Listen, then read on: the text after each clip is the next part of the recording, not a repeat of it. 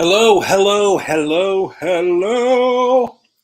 My name is Adam Jacobi. I am here with GoIowaAwesome.com and the Iowa Sports Review. It is Wednesday evening. It is game week, ladies and gentlemen. The Indiana Game 1 season preview will be coming up today. If you've got any questions, feel free to let's see, how can I point at this? I should use that hand. There we go. Put your questions right there in the YouTube, or I guess if you're watching, they go down there. This is really good stuff right now. And yeah, just if you have any questions about the Indiana game, about Iowa football as a whole, we've got a new depth chart out. We're really psyched about that. Boy, 72 hours, and it's going to be kickoff for the black and gold. And this is the best week one matchup that we've seen in quite a long time. It's a top 20 matchup. It's a conference matchup. And Indiana is surprisingly stout. The most of the headlines are going to come from guy Michael Penix Jr. Please don't use the long E sound. It's Penix Jr. It's very important. He is their all-everything quarterback.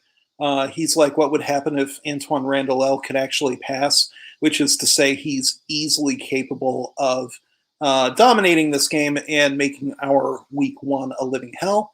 Those of you old enough to remember what ARE did to Iowa back in the late 90s, yeah, he's right up there. And so hard not to be a little bit concerned. But these are also two really, really good defenses going up against each other. I believe the last over-under that I saw for the entire game was 46 and a half points. So, gosh, it almost feels like first to 20 wins. And these are, I think we're looking at a really tough matchup. Those of you watching, make sure to hit like, make sure to hit subscribe to Iowa Sports Review. Your support helps make us put these shows on air. Helps us put these shows on the air. And, the bigger we get, the more interaction we have and the more fun it is for everybody. So make sure that you are logged in. Make sure that we get those questions down there. And, yeah, happy Wednesday. Let's get at it. Dan, do we have any questions already from the hoi polloi, the Hawkeye faithful?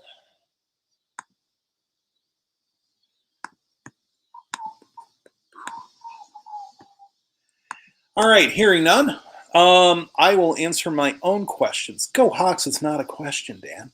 It's a statement. It's an exclamation.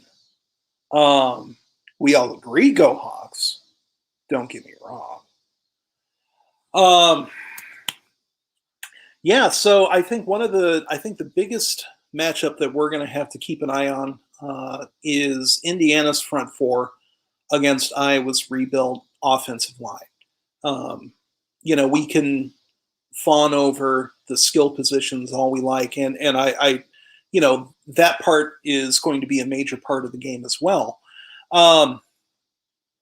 But in terms of getting the offense to flow in rhythm, in terms of giving Spencer Petras a consistent pocket to work in, to have enough time to make those checkdowns that a quarterback has to do in a Kirk Ferentz offense. Excuse me. I mean, this really does start with the offensive line. And obviously Tyler Linderbaum, best lineman on either side of the ball for either team. We're looking at an All-American candidate here, and it almost certainly going to be a postseason All-American as well, as long as he stays healthy.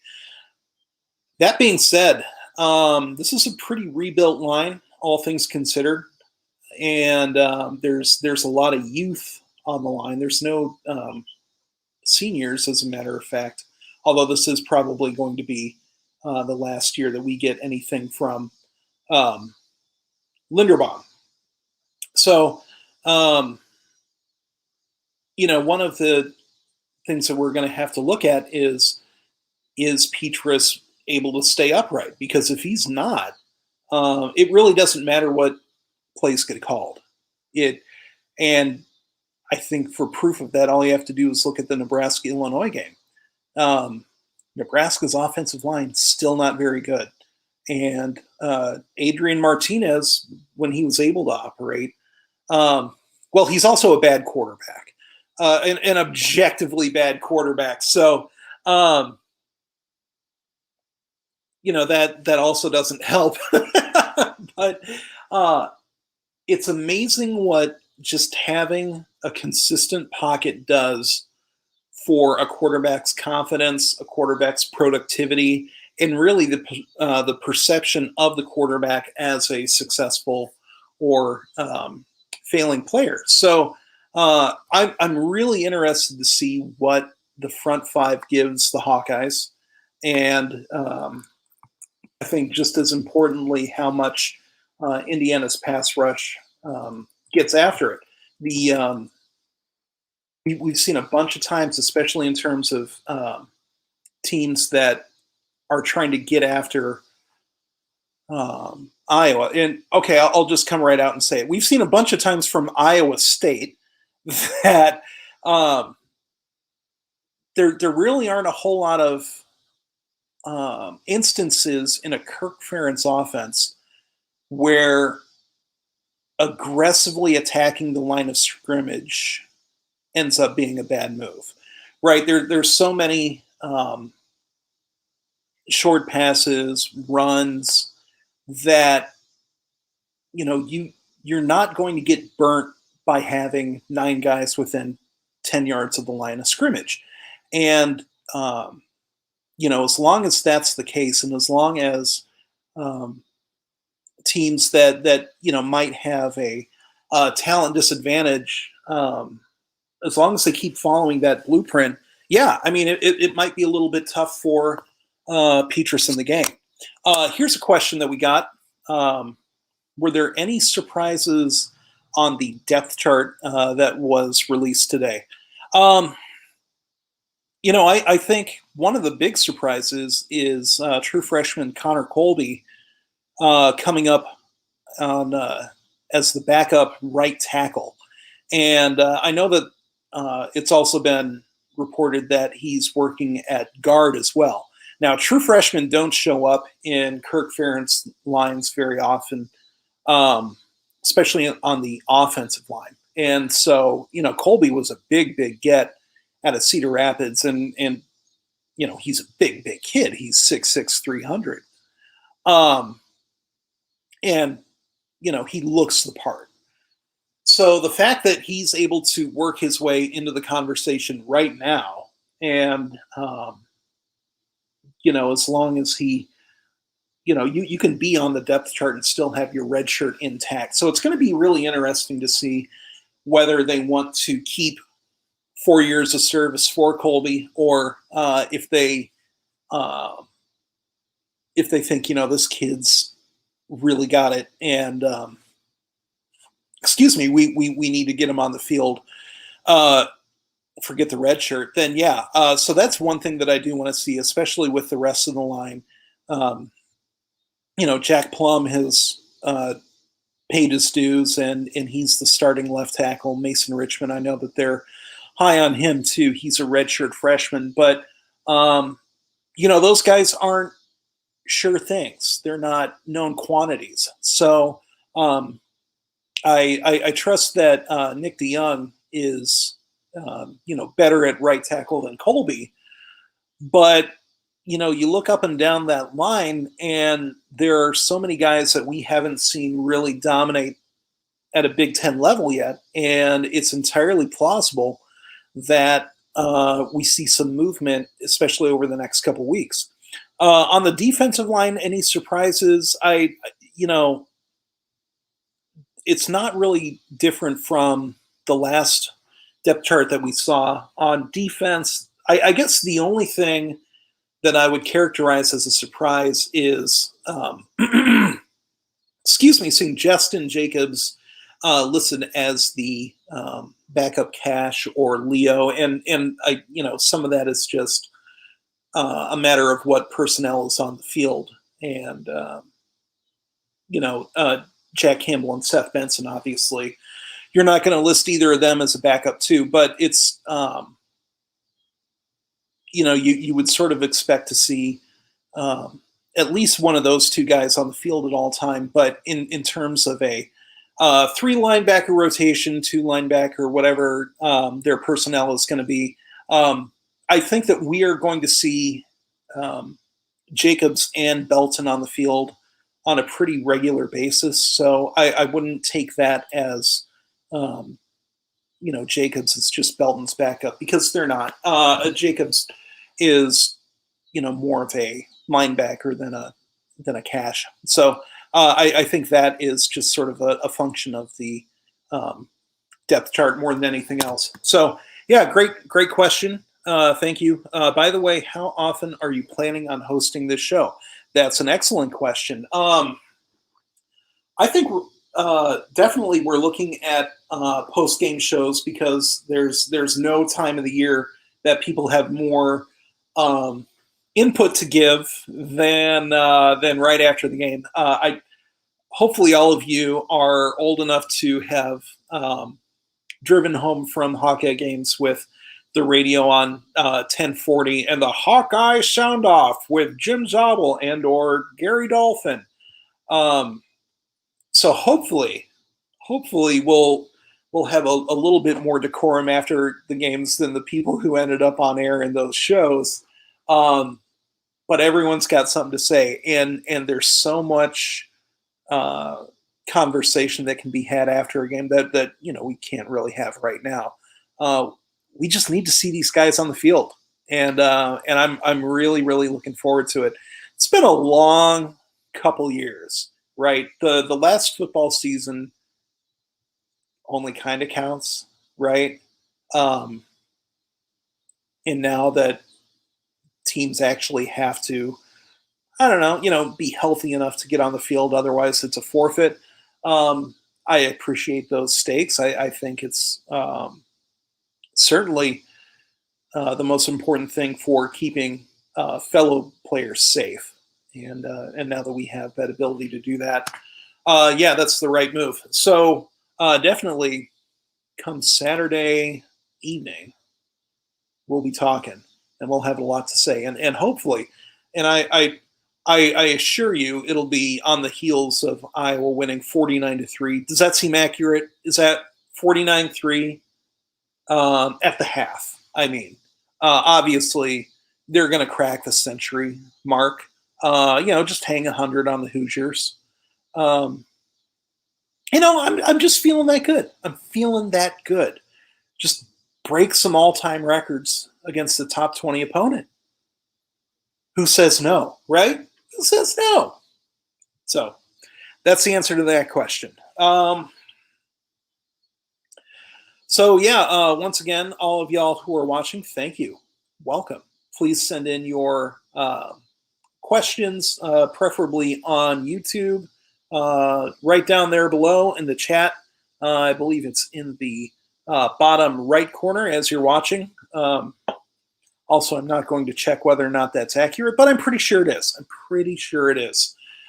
Hit like, hit subscribe. All of that makes it more likely that other fellow Hawkeye fans are going to see the show as well. And, it makes it better for us. Hit like, hit subscribe. We say it often, but we say it for a reason. Makes our show better. All right. Any other questions while we are here? Listen, it's either this or interpretive dance. And I got moves. Look at that. Look at that. Oh, is it a dream? No, it's real life. It's me. It's all me. Wow. That's what I'm going to do if people don't ask questions. So, up to you.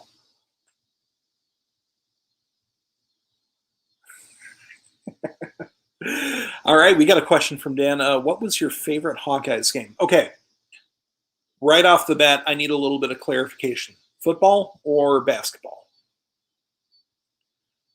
Because, I mean, probably it's going to be football, but gosh, there's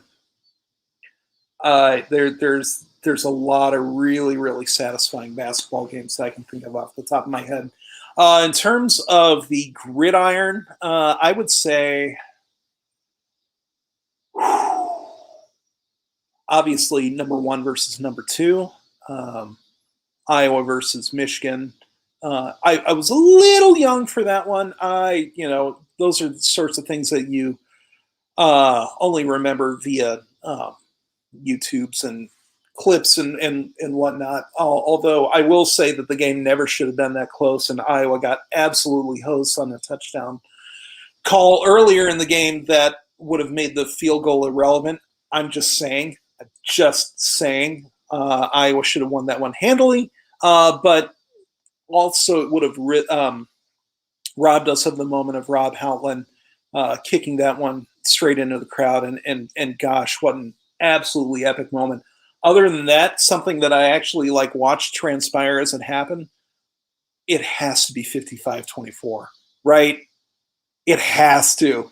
That game from the first play, from Amani Hooker picking off Barrett, which no one was ever picking off JT Barrett. I mean, just from the word go, the atmosphere was electric. Those gray alternate uniforms are now firmly etched in program lore. And just the sensational plays that happened, the 3 picks by Josh Jackson, each one more impressive than the last. I'm never going to get over that flying one-handed. You're going to see that on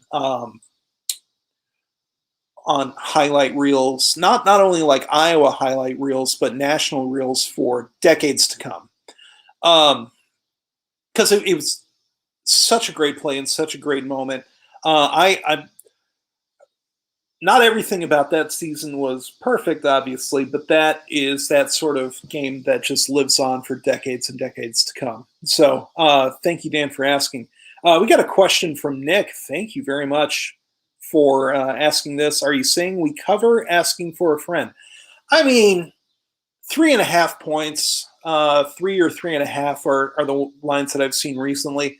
I feel like if Iowa wins by 100, that's that'll cover. And so you could even tease that bad boy up a little bit.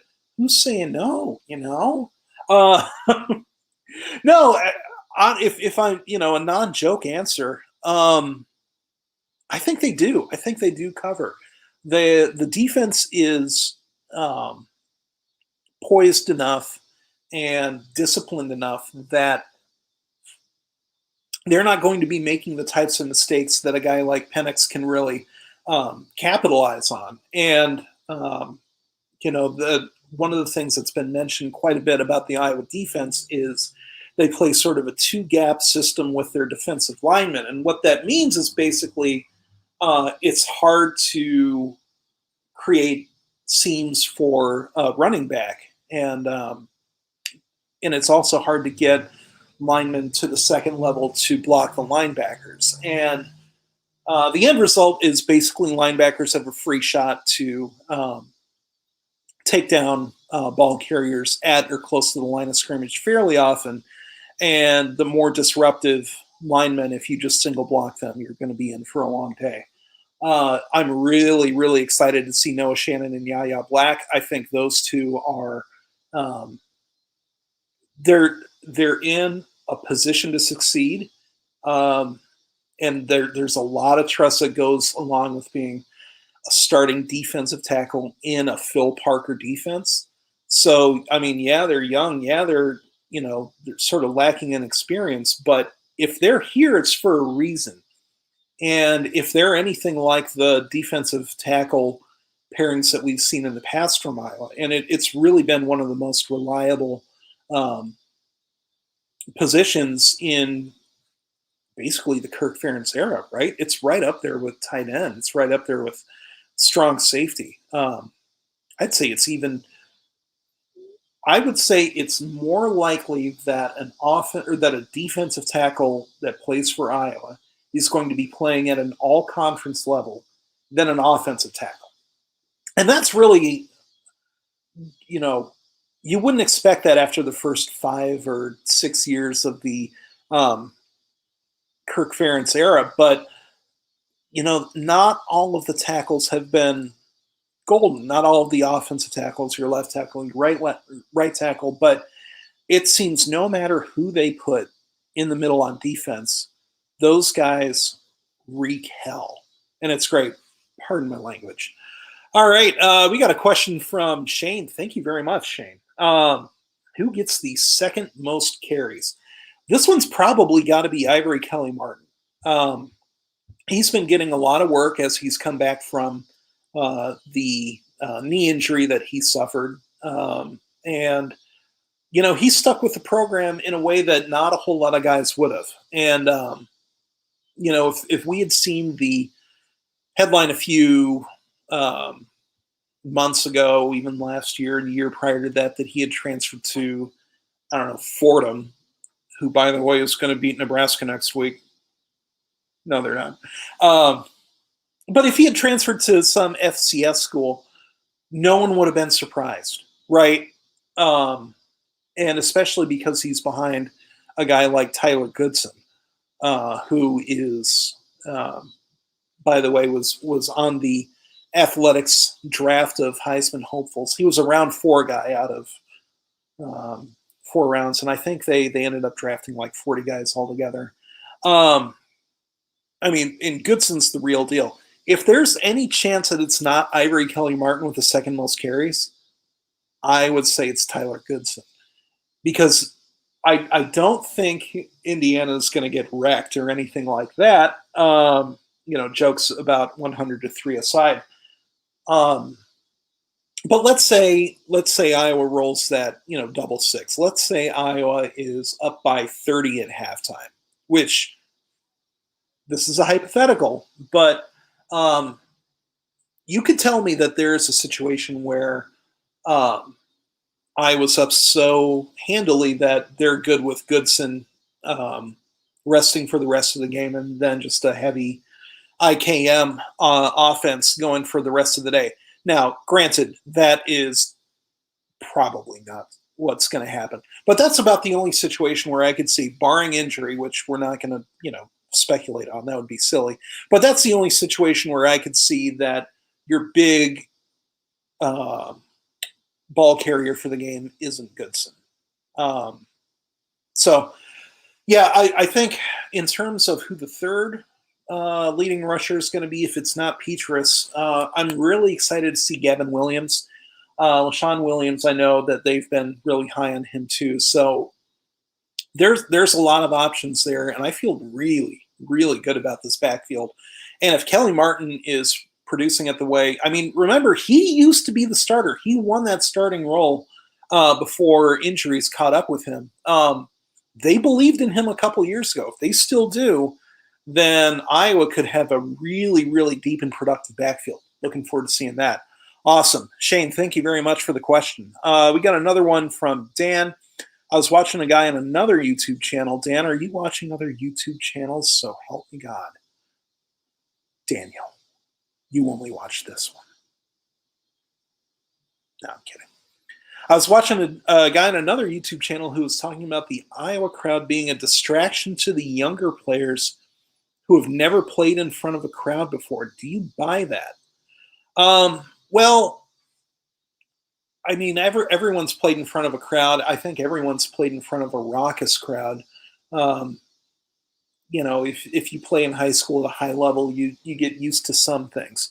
There is something very specific about Kinnick Stadium, where the fans and the crowd are right up against the opposing sideline. And so if you want to get downright personal with the insults, they can hear you. There have been over the decades countless players who have specifically mentioned Kinnick Stadium as, boy, they're right up there on you and they don't hold back.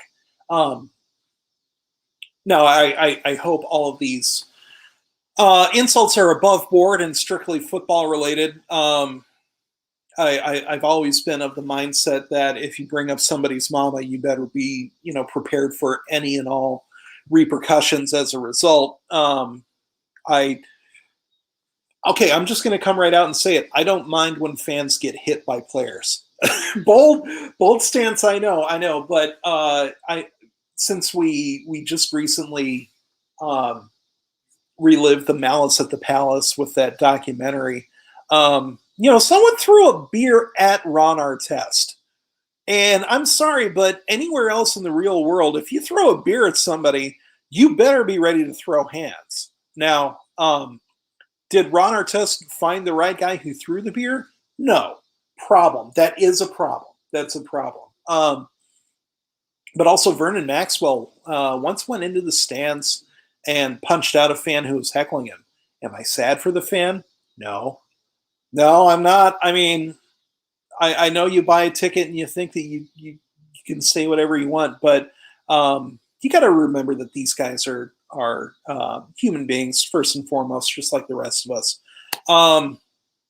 Tell them they suck at football. Yeah, of course. Just leave their moms and their wives out of it. That's all I got to say. Anyway, another question from Nick. Thank you. What does Petrus need to do for Saturday for it to be a good day? I have no idea what to expect. Well, first of all, the Lakers have to beat the Supersonics. Got to get a beat from Kim because she can play football all night.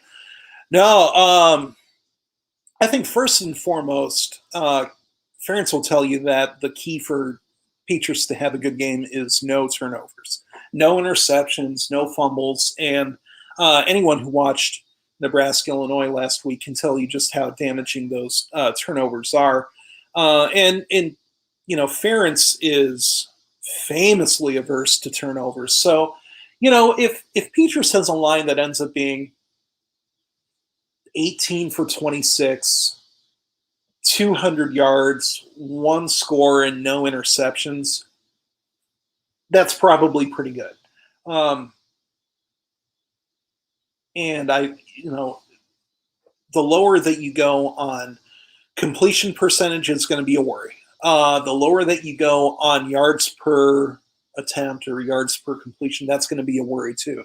Because frankly, Iowa's too athletic to, be dinking and dunking and think that that's going to work against a really strong and disciplined defense like Indiana has. So they are going to have to take some shots, and that does mean that the offensive line has got to, be able to protect Petrus. So in terms of it being a good day, some of it is just not up to Petrus. Some of it's up to the play calling. Some of it's up to the line taking care of, its side of the street. But that being said, as long as he's hitting guys in rhythm, as long as he's upright, and as long as I was doing enough to keep the Hoosier defense from crashing the box, they're probably going to be in pretty good shape. I don't think we're going to see Joe Burrow type numbers or anything like that. That's never been the case. And it's certainly not going to start now.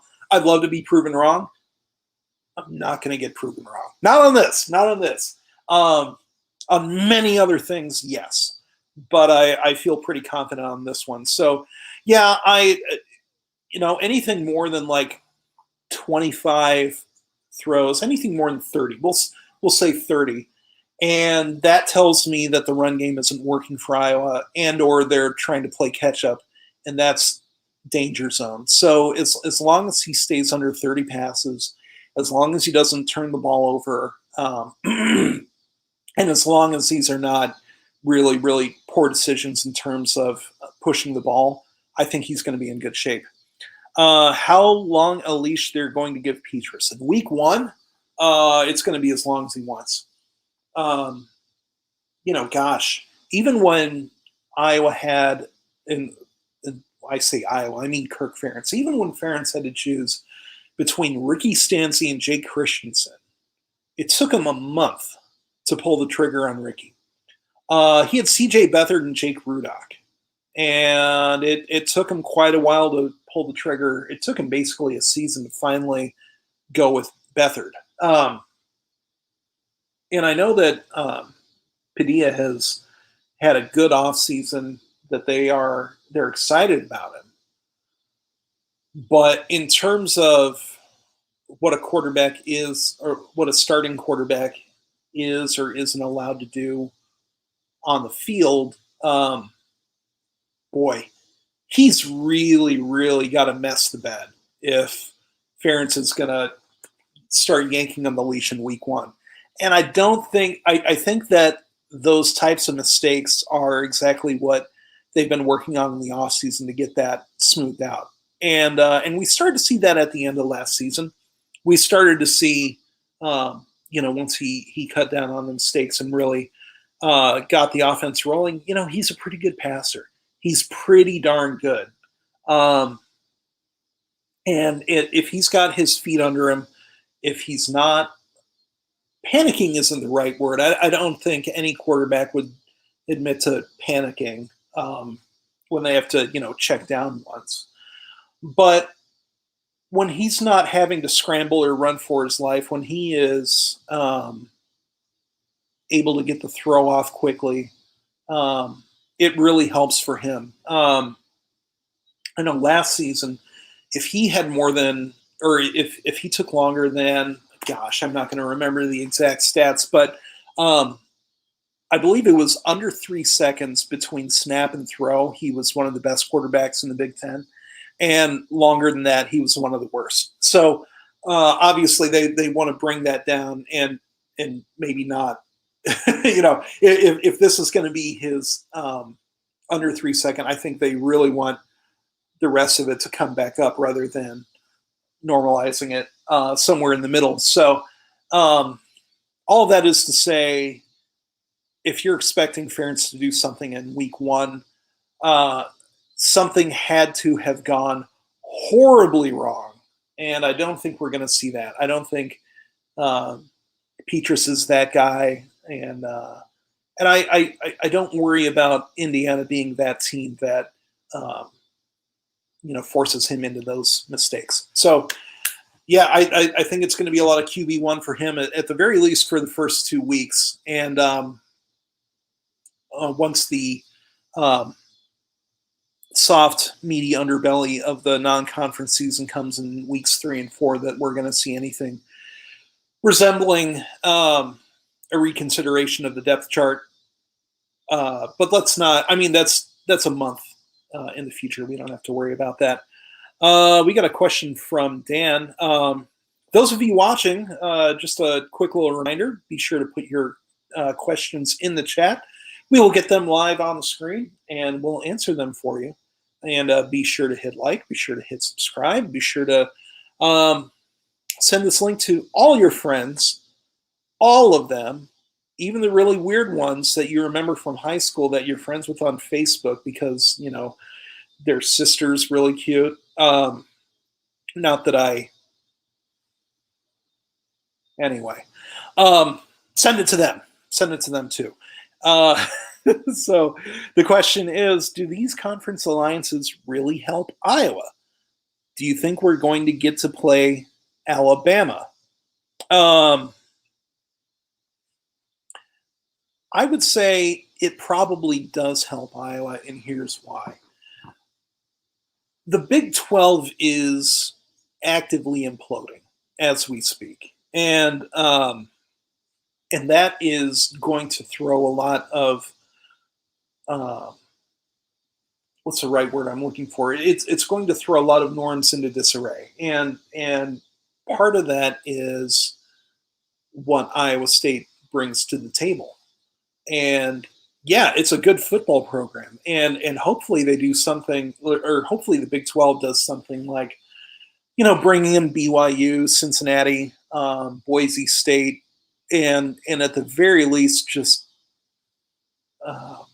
brings that situation back to something resembling normality, and something resembling a proper football conference that can compete for national titles. But gosh, without Oklahoma and Texas, who would be the best they would probably have to acquire the best football program in the Big 12. That it would have to be someone that's not there already, whether it's Boise State, UCF.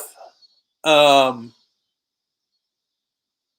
don't know. I don't know anyone else who can step in there and assume that mantle. But if you're looking for national championship type of programs in the Big 12, I mean, gosh, are you waiting for Baylor? You know what I mean?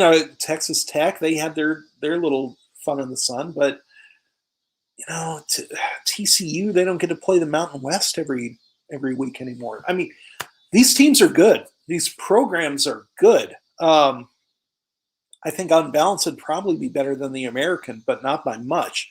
And so all of which is a long-winded way of saying that,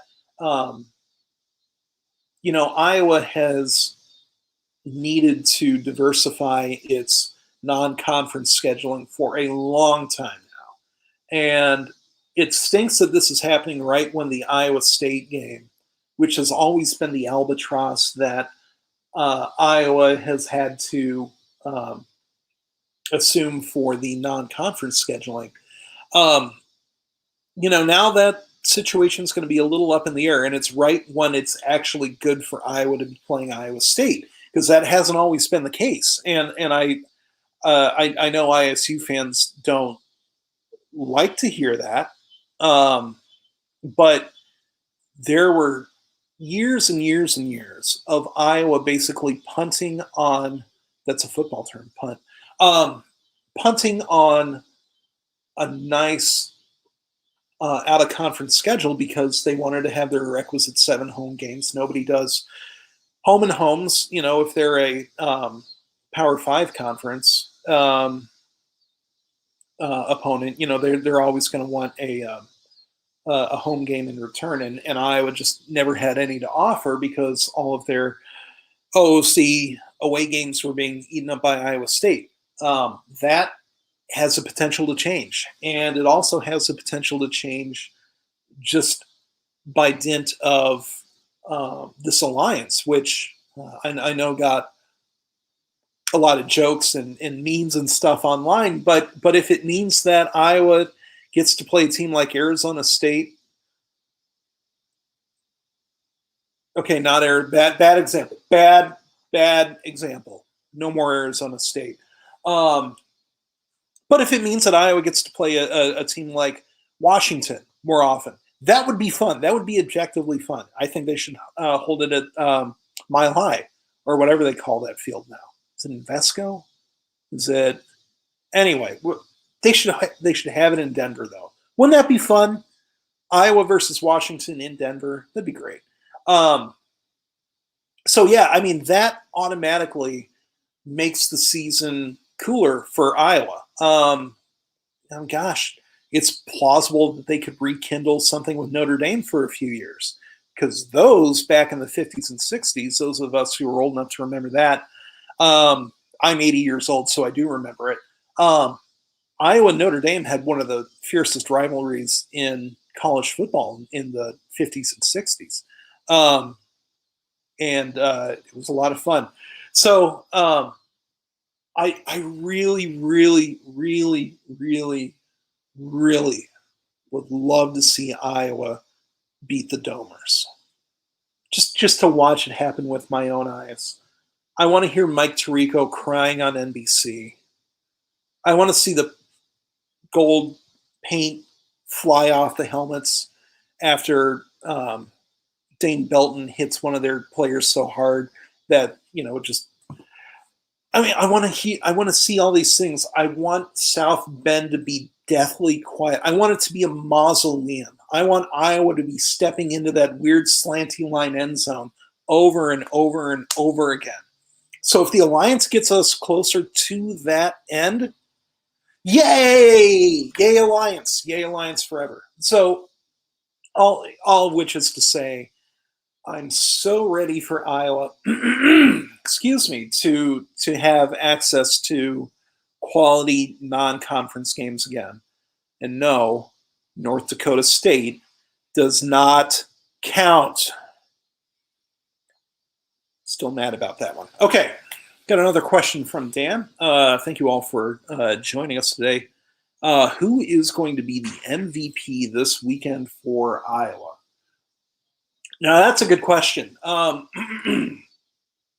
think by the end of the game, the MVP is probably going to be either Tyler Goodson, or I think my dark horse would be Tyrone Tracy Jr. I think we're going to excuse me. I've been sabotaged by a scratchy throat. Thoughts and prayers in the chat and questions. But like and subscribe to make my throat clear up, because if you don't do that, this is just going to be my life now. Nobody wants that. Nobody wants that. But yeah, I think that whoever catches a passing touchdown, and I do think that Petrus is going to throw at least one. I think that someone like Tyrone Tracy is a pretty good bet to have a good day. I think Sam Laporta, if he gets 10 targets and we'll say 7 catches for 80 yards on the score, plausible. I could see that. I could also see somebody on defense, whether it's Campbell or Benson. I'm really, really high on Jack Campbell. I think that he's got a really good chance to be the MVP, as we call it. But yeah, above all else, I'm ready and willing to see these guys get on the field and to replace all of our idle speculation with results, because results matter. And football, above all else, is a results-based business. So Dan, thank you for the question. We are still here. We're still live. Be sure to enter your questions for us in the comments or in the chat down below. We'll be sure to get them up here early and often and answer them for you free of charge for now.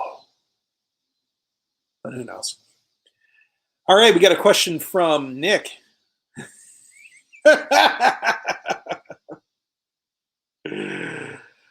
All right, $8.50 Kinnick Tall Boys with Bush Latte are good for the throat if the line doesn't take 90 minutes. Well, one, it will. For those of you who don't get the reference,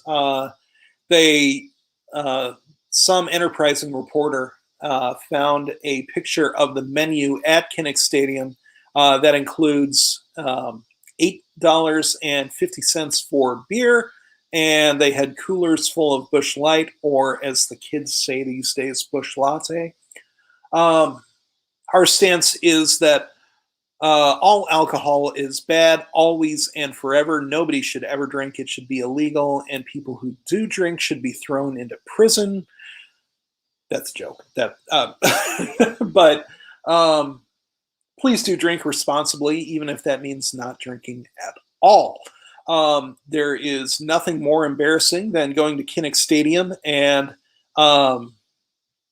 being so wasted that you can't stand up for the game, you can't remember the game, or gosh, heaven forbid you get arrested for public intox at the game. And to do that off of $8.50 for a Bush Light, I mean, the sheer economics of it are embarrassing.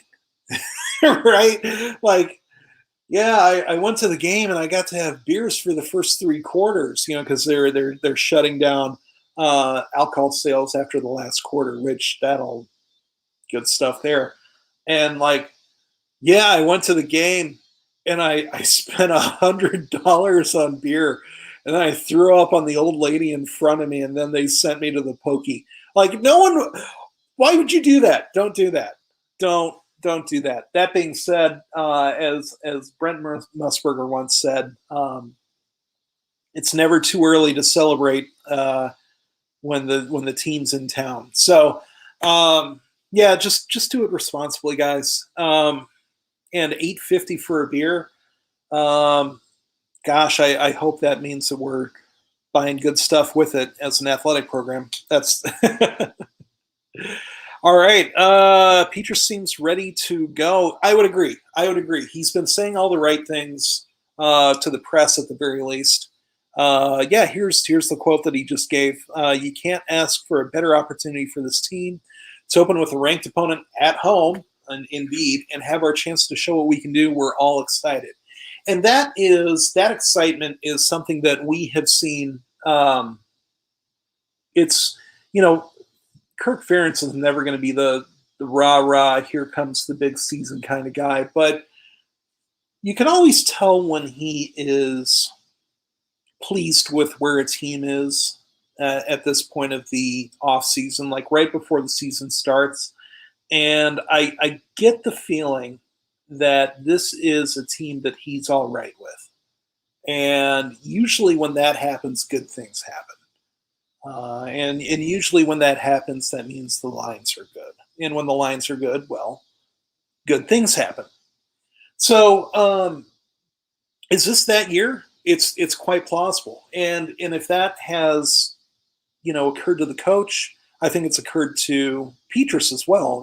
He sort of operates as an extension of the coach on the field. And I take that at face value. I think they are excited to get the season started, especially against a quality opponent for once. That is typically not how it goes. And typically, we see Iowa in week 1 and you're like, well, thank goodness that team wasn't very good, because Iowa wasn't either. And so being forced to put together an A game in week 1, like just for the purpose of keeping your season intact, for not starting the Big Ten out 0-1, like having to play your A game for a win, or at the very least playing a B++ game and getting a win. I